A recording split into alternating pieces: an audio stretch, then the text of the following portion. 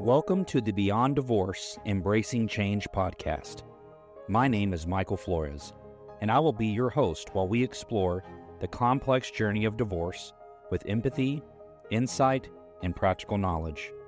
Whether you're contemplating separation, in a divorce, or looking for support post-divorce, our episodes provide expert guidance, stories, and strategies to help you through every step of the process. We are actual therapists, helping clients who sit on our couches every day through their difficulties of divorce. You are not alone. Join us as we delve in and find solutions that give you hope again. We're glad you're here. This podcast is not intended to replace legal or personal help. This podcast is for informational purposes only. Well, welcome everyone, and good day to all of you. Today we're going to be doing a session on, are you seeking justice or resolution with your ex? That's really the question. That is. Yeah, it's a question. I mean, like literally, I think I've asked this question in session before. I actually have Jinohn here today she's tasked with doing this with me. So she's going to take more of the, I don't know if I call it the moderator or the interviewer. I'm the interviewee, I guess. Yeah, like you're the expert and I am the... Oh, hold on. I'm just gonna be here to learn from you. Yeah, sure.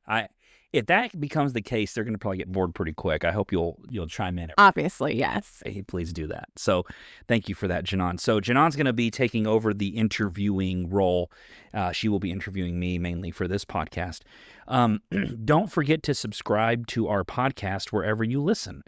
We really would appreciate if you would just take a moment to rate or review on whatever platform you're choosing to listen to. Those rates and reviews really do help, and we want to continue to do this with you guys. We actually learned that most podcasts end at about 10 episodes, like people just stop.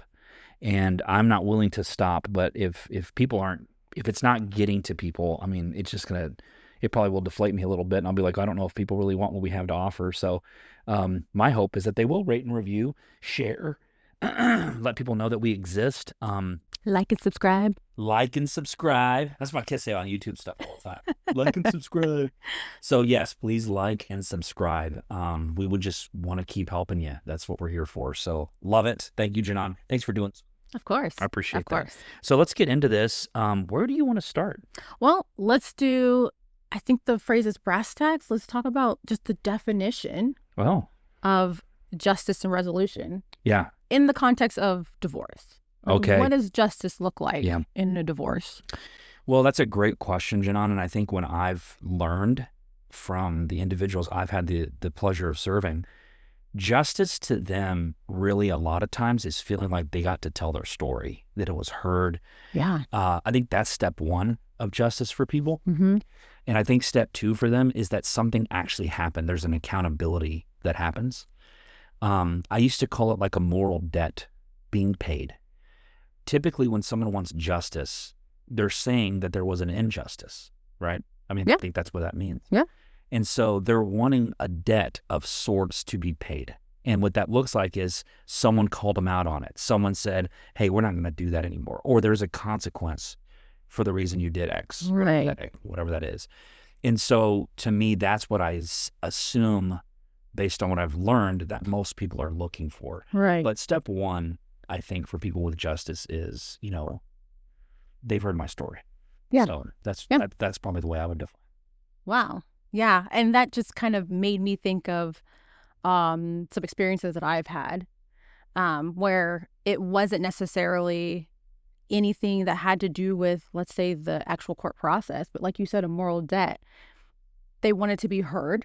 Yeah. And once they felt heard, then it was just kind of like, okay, now I can get to a point where maybe we get to resolution. Mm-hmm. Yeah, it's almost like once they feel heard, sometimes they're more willing to let go. Right. I think that, you said something once. What was that poison thing? Like you drink poison hoping the other person will? Oh, yeah. Like unforgiveness, right? Yeah, when people don't forgive, what is it like? Yeah, it's like drinking poison and waiting for the other person to die from it. Yeah, and I see justice more like people holding on to a rope that's like full of thorns, I guess. It's poking them. Right. But they're so like, I'm not going to let go of this rope, even though I know it could be hurting me to hold on to this resentment or whatever I may be feeling, until someone comes up and says, you know what? I see what you're trying to accomplish. You're trying to do the right thing. Mm-hmm. It's almost like, do you think that, well, let me ask you this. Mm-hmm. Do you think that people that are seeking justice want people to agree with them? Or are they looking for just more of a validation? From my experience, I think validation. Mm-hmm. And that's, because I think, I don't know if there is necessarily a good correction to kind of what the injustice might be. But if you validate how I feel and I feel understood, then I can kind of, I would say let it go for lack of a better phrase, but then I can kind of let that resentment go. Yeah. And we can maybe move forward to something else. I'm glad you brought that up. I was thinking as you were talking through that, as I'm sitting here thinking, in my Christian faith, Jesus was crucified for what did he do? What did he do wrong that he deserved to die? Yeah, he didn't do anything. So was that just? Or was that an injustice?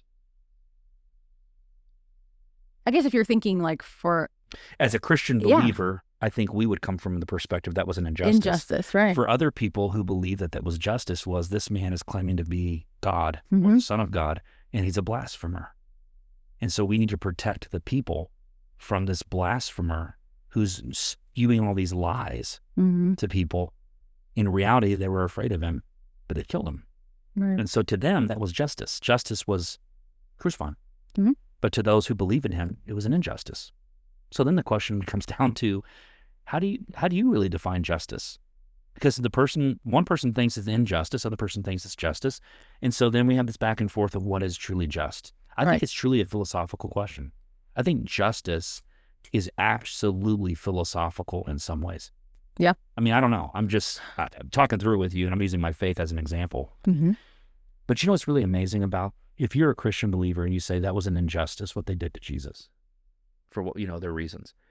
But as a result of what happened to Jesus, what do you get now? You get justification. Oh, see there? Yeah. And I think that's what people miss in this. Mm-hmm. Regardless whether you call it just or unjust, in the end, depending on how you respond to it, there is justification. Mm-hmm. Yeah, and how you reframe it. That's part of what we're going to be talking about later. Yeah, can we reframe this seeming injustice or unfairness or anything like that? Can we reframe it to where I still feel like I have some sense of satisfaction, I will say, right, in the end. What does a reframe mean? Can you describe that for the listeners? Good question. Thank you. So, thanks, interviewer. Well, it's a great term. We use it all the time, but what does it mean? Yeah. So reframing is essentially just changing the way that you look at something.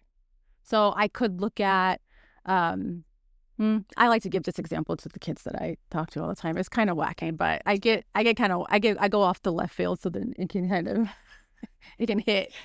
So I tell them, I say, you know what? I say, you can think one way. If I came up to you and slapped you in your face, I was like, you can, it can be, oh my God, that was just terrible. And that was, why would you do that? That's unjust, right? To just come up and slap you in the face. But what if there was a spider on there? There's a spider on your face and I just came up and it was going to bite you and I just slapped you. We can reframe it. I saved your life. Well, did I slap you or the spider? Right. Or there you go. Did I slap you with a spider? Did I do something wrong to you or did I save your life? Oh, and it depends on how they take it, I guess. It depends on how you... So they reframe it and say, you were trying to protect me by slapping the spider. Right. But I got hit. Mm-hmm. There you go. I love it. So, this is such a I know. point. Using violence is not great, but... Well, we are challenging your thoughts on this on purpose to help you learn how to navigate this so that you can decide how you're going to get to a resolution. Right. Is justice a resolution? Or is justice and resolution truly something separate? Right. Are they mutually exclusive? Can you have one and not have the other? Not have the other, exactly. Can you have both? Yep. We'll answer those questions later. Well, I think some people seek resolution through justice, is what they call something to be just. Like that is resolution for them, is how it can be defined. But are they the same thing? Right. So if we're kind of gonna stay in that vein, what does resolution look like? Ooh. How would you define that? And here's what's hard when you're dealing with the divorce is sometimes both parents have a very different idea of what resolution should look like, right? And so they go to I call the judge the tiebreaker.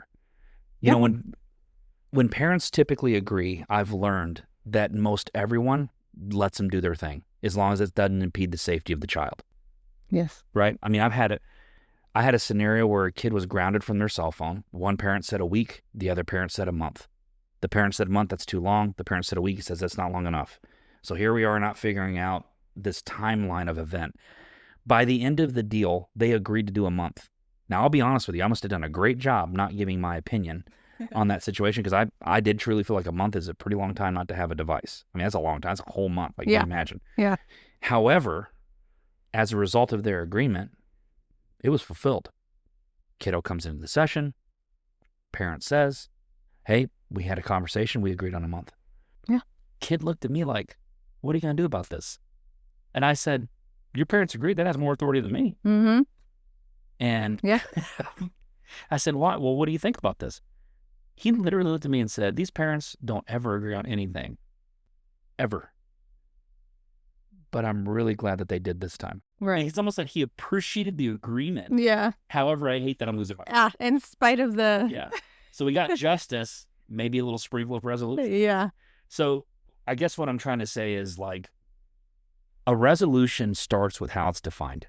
And the way that you do that, I think, with a parent or in a divorce case, is you have to ask the other person what they want things to look like.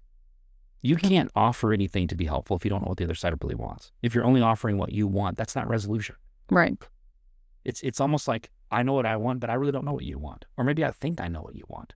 And that goes back to flirt with the assumption, don't marry it. Dr. Bruce Gita, by the way. Yeah. Yeah, it goes back to flirting with that assumption and saying, I'm assuming you want this, but I haven't really asked you. So what do you really want all this? Mm-hmm. And then once you hear it, you might realize that you actually align with some of those things. That's resolution oriented. So to me, resolution is a place where, let me say this. When parents come in and say they don't co-parent, you know what I've learned they're saying? Mm-hmm. They're saying is they don't agree with me. Right. What I've learned to do when people say they don't co-parent, I like to look at them and say something like, what I really feel like you're saying is, we don't know what to do when we don't agree. Co-parenting to me is not working through an agreement. It's working through a disagreement. Right. Yes. Yeah. Co-parenting is working through disagreements. Co-parenting is not working through agreements. That's parental alignment. So to me, building a resolution with someone requires a conversation of saying, what would you like this to look like? And seeing where you align with each other. And when you don't align with each other, you can say, I agree with these. So I think the best thing people do is learning to start with what they agree with, not what they disagree with. Yeah, because where do you go from there? 100%. I think the conversation, if I'm having a conversation with someone who we don't agree on, I'll give you an example. My brother, and I'm not going to get into politics. I know that's probably a sore subject for some people right now. For other people, they're like super excited. You know, it's just we're split in our society. The point I'm going to make, though, is like, if I'm talking to my brother, okay, and he is die hard one way on this deal, rather than sitting here and making a point or arguing with him, what I'll typically say to him when I first talk to him is I'll tell him where I agree with him. I'll say, you know what, I agree, there needs to be a change in the X, or I agree there needs to be, or I agree with you that that would make more sense for us as a society.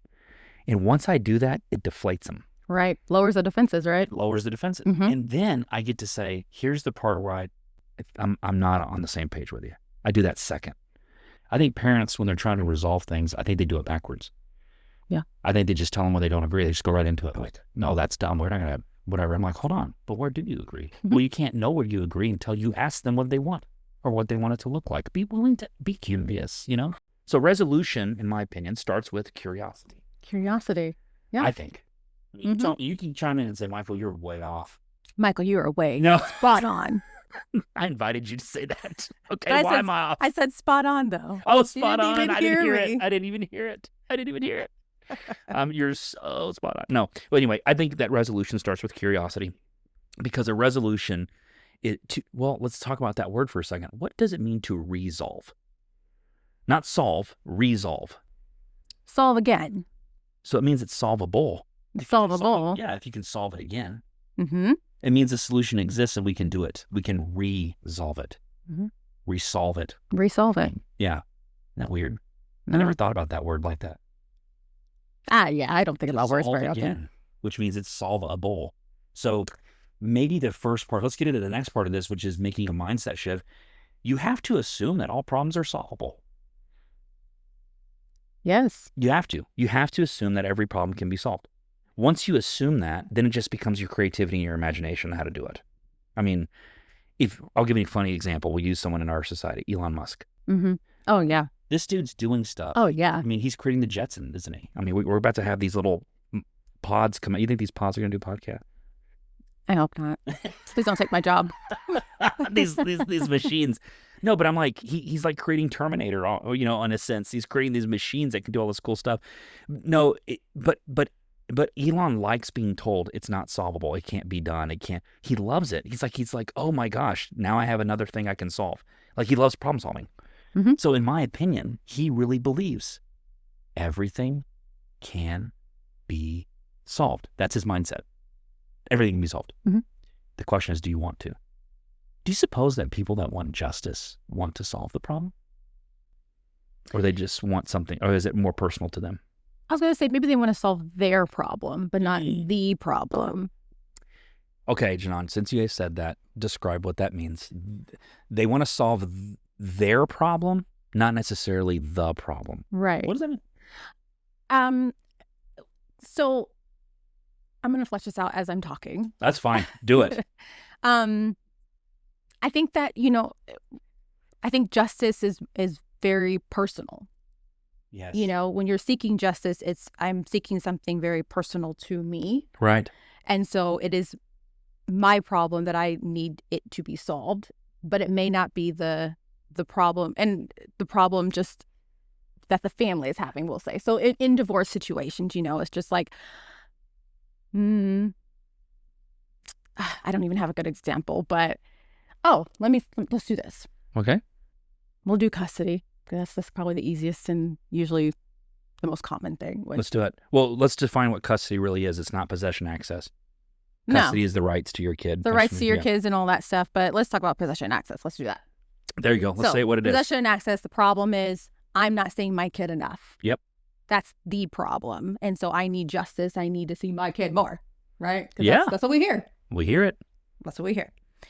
But what if there is a bigger umbrella of a problem that is not necessarily has nothing to do with that person seeing their kid more, but it really has something to do with, relationship or quality of, the time that they have with their kid, that kind of stuff. So that's not the problem. The problem is not, I'm not seeing my kid enough. The actual problem might be, I'm not having quality time with my kid. Right. There's a bigger deal there. Yeah. Like, I have an issue. My kid doesn't like me. And so I just need more time. Well, the issue I've had in that same scenario where a parent's not getting enough time with their kid, they'll use comparison. They'll say things like, even a criminal gets more time with their kid, and I'm not a criminal. I haven't broken the law, right? I haven't committed a crime, but my ex feels I drink too much, or my ex feels I do X, and so they don't want me around the kid, and they're filing all these TROs or protective orders to keep me from my child, and they're treating me like I'm a criminal. But even criminals get more time with their kids than I do. Have you heard of anything like that before? And so they believe there's an injustice. Yeah.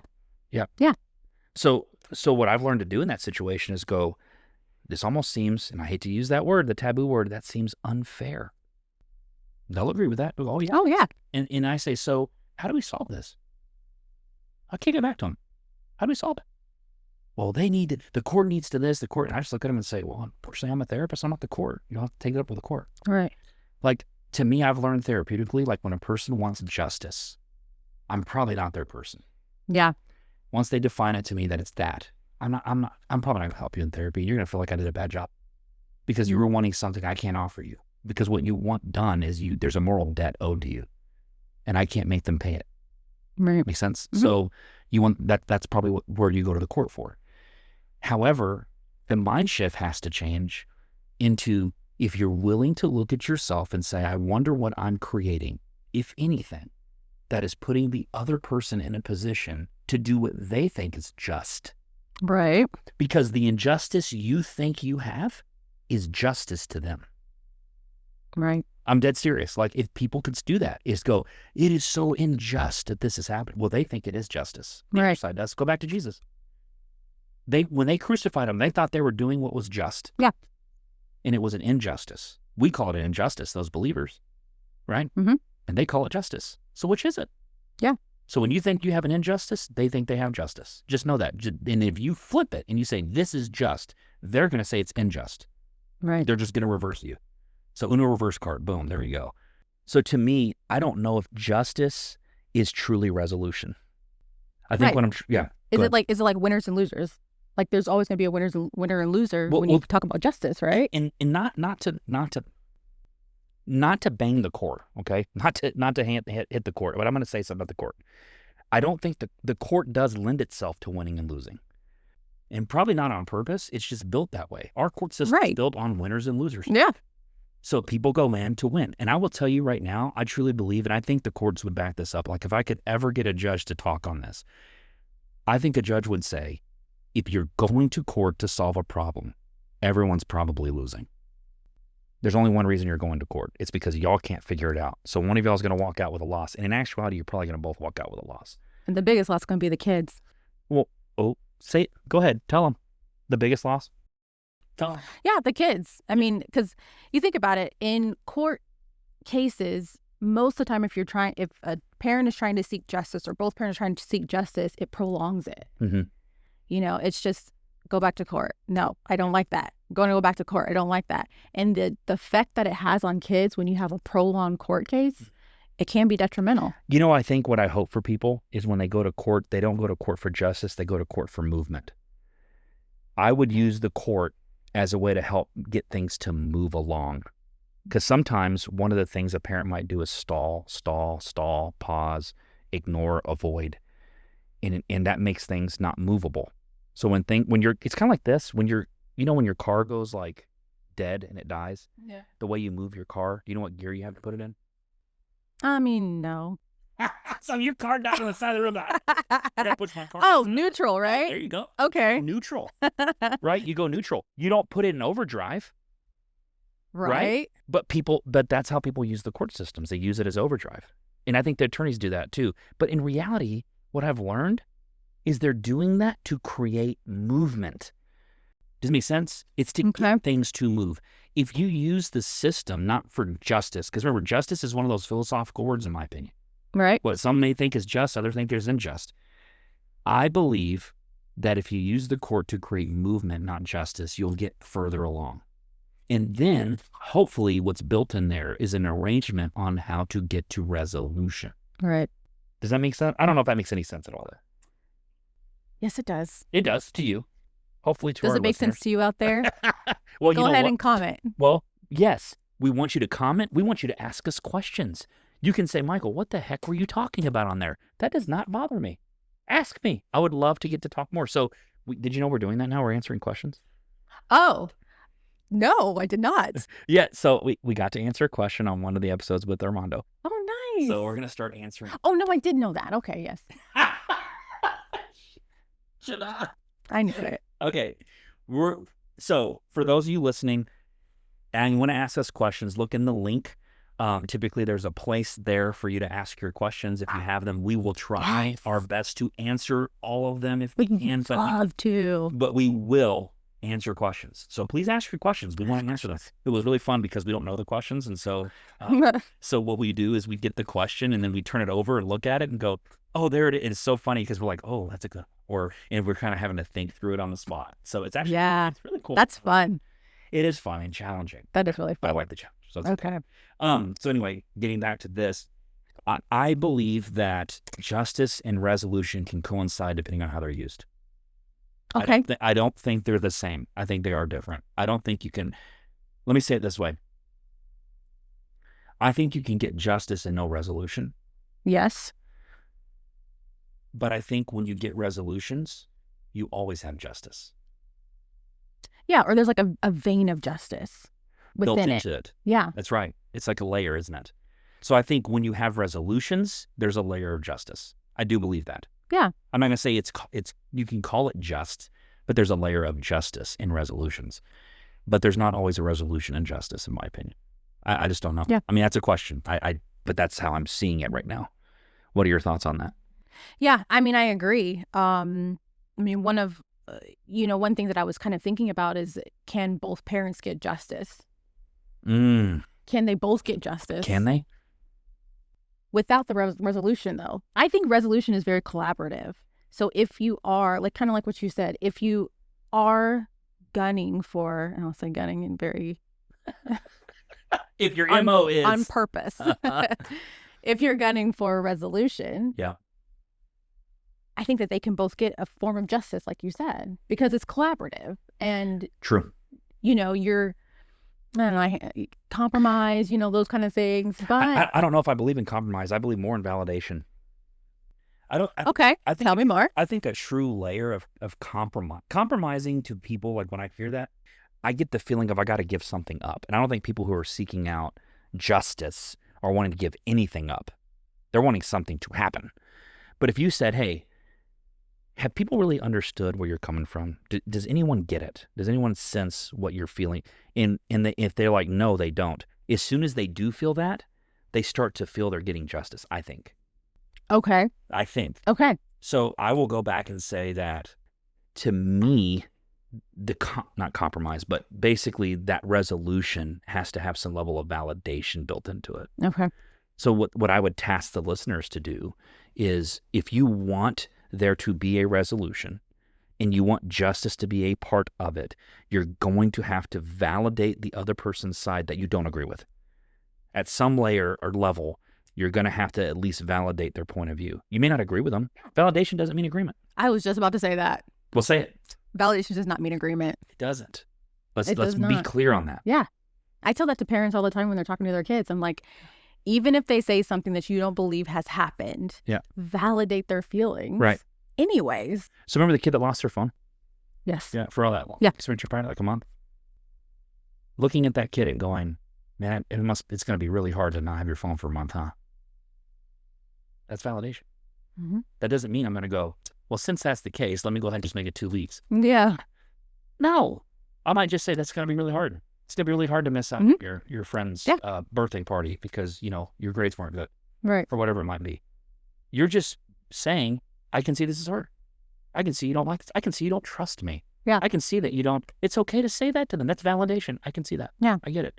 And you know what? With what you're saying you've been through, I may not agree that that's actually been the narrative or the case. But man, if it's the way you described it and that's really what you feel, I would probably struggle trusting me too. Mm-hmm. Yeah. That's literally what validation is. That is empathy built in with validating. Yeah. I see you. I hear you. I'm going to empathize with that, but I don't have to agree with it. Yeah. I think people struggle with that. But to me, I think that if you want justice, you have to be willing to do that, in my opinion. Because most people, in most cases, I think once that happens, they're now more seeking resolution at that point. Mm-hmm. I do. I think that's where forgiveness could start. And I think that starts with, what was that word we used? Grace. Grace. You know what I love that you did for me?